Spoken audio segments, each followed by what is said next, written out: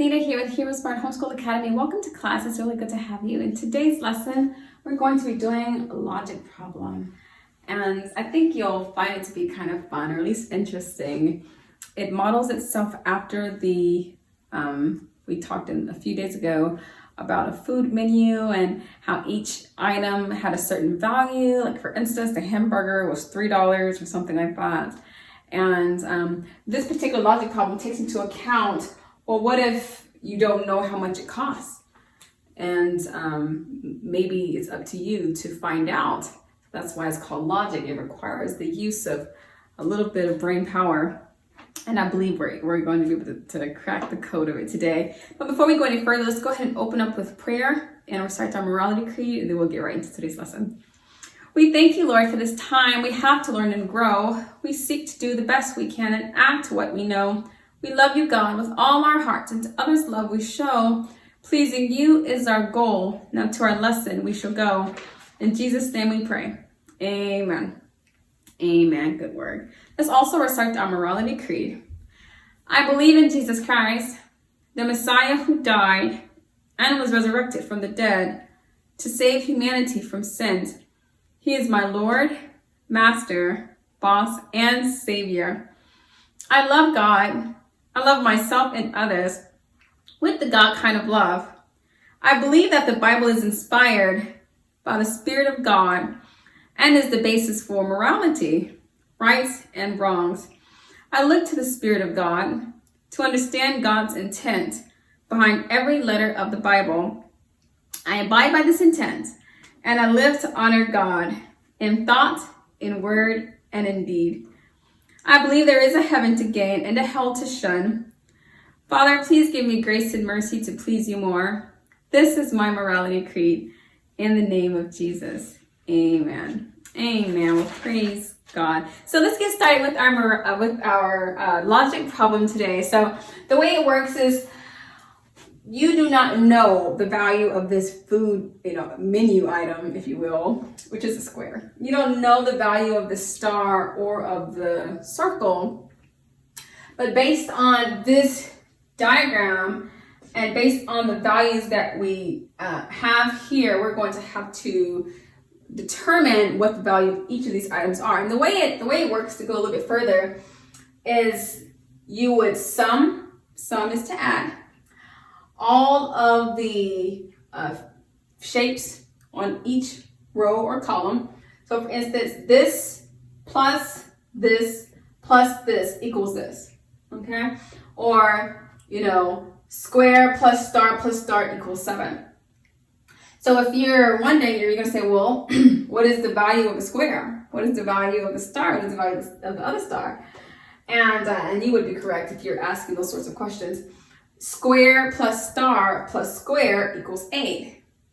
So how much are the squares worth? Do you understand? What's the value? What's the value of the squares? So that's where we are today. That's what we're going to be doing. So let's just find out. The way you can determine the value is by working with the information you already have. For instance, I do not know what a star plus square is because that isn't given to me. But I do know that the square plus the star is 7.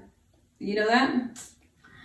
It equals 7. So what I can do is I can determine, okay, so I know a star and star, they're going to have the same value because it's a star, it just has one value.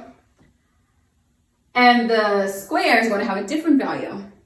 So something doubled, some number doubled, plus a square is 7. Are you following me? Now we could start very low. We could say 1 star is 1, and this is 1. We could just pretend and say, well, what if the star is equal to 1? And what if the square is equal to, well, if both stars are 1, 1 plus 1 is 2.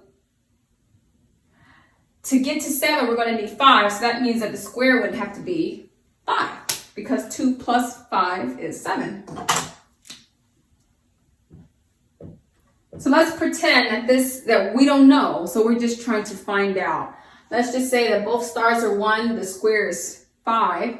So we have 5, 6, 7. The way you can test to see if this is accurate is by going through another row where values are given.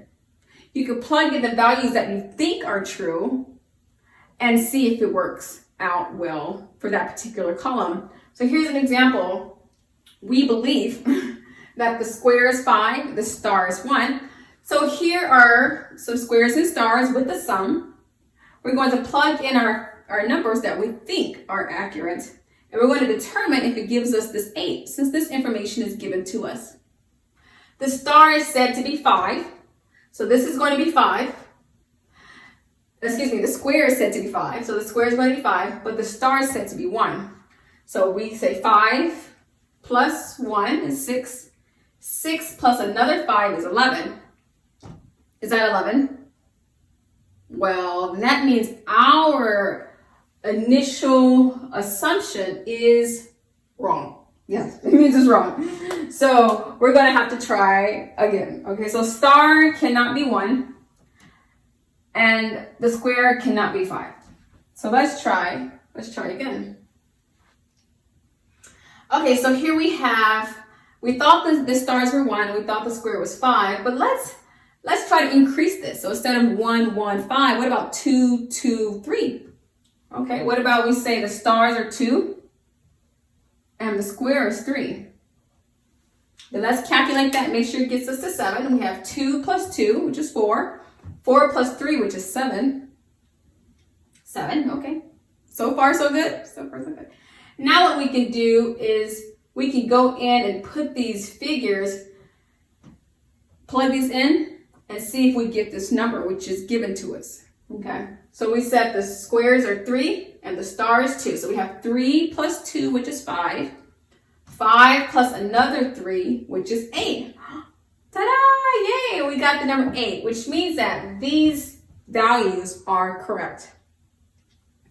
Now that we know that square is 3 and we know that the star is 2, we can actually go back up here and plug these values in and get our answer for our sum. So the star is 2, so 2 plus 2 is 4. 4 plus 3 is 7. So we now know that the answer to the top row. That's nice. The last thing we need is this answer for this column. And we can figure it out very easily because if a star is 2, and we tested that, and if a square is 3, and if we don't know the answer to the O, okay, so before we move on to this one, let's see if we can find out what the O represents, okay? Let's find out. So what we're going to do is before we do this column, let's go in and do this column. Do this row, because we know the value of the square. And when we subtract the value of the square from our known number, it'll tell us the number that we need to divide by 2 to get our circle's value, okay? So here we have a square, which is valued at 3. We do not know this information yet. All we know is 3. So since all we know is 3, and we know that 3 plus some number is going to equal 11, then let's just say, well, what's 11 minus 3? Right? Is that what you were saying? What's 11 minus 3? Well, 11 minus 3 is 8. So then 8 is going to have to be divided or split between these two, because these two would have the same number for the same value. What's 8 shared by 2? 8 shared by 2 is 4.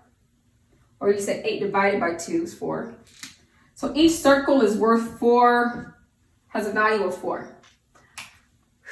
Okay, now we know the value of our circles because we were able to determine it based on this information. I think now we're ready to go in and get the sum of this particular column.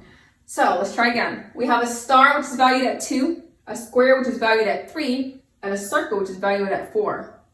And that's going to get us our unknown number.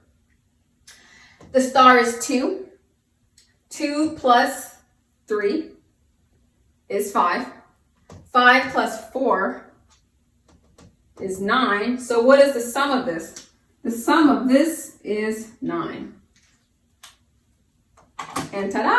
You finished your logic problem. It's almost like a puzzle, but it's a lot of fun. It gets you to thinking a little bit. I just want to share that with you because you have a similar exercise, and I wanted you to kind of know how to reason through it. You know, how to start with information that you do know and work through it until you're able to find the answers that you don't know. And then finally, you'll be able to plug all the values in and get a complete picture. Thank you so much for coming to class and for being a part of today's lesson. But until tomorrow, God bless. I'll be your hero's buddy, and as you study with Heroesmart, I will be your